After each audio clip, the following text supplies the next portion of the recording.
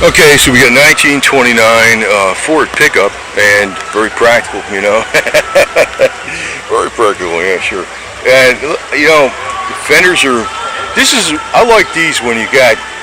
Well, I know, like in Florida, they don't give a crap about you driving around without the fenders on, you know. But they usually have it like the exception to and from.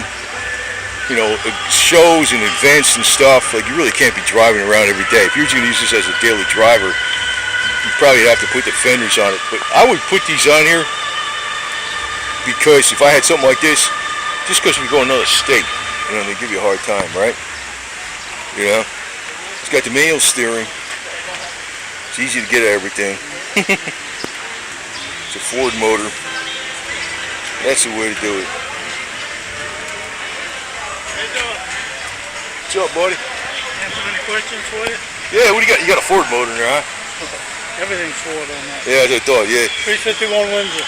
Yeah, because most people, you know, they go Chevy with the Ford. I'm like, get out of here. Why are you doing that? Especially when you put all that money in there. Like, why'd you I've been a Ford man since I was 12 years old. There you go. There was no question. It was going to be Ford.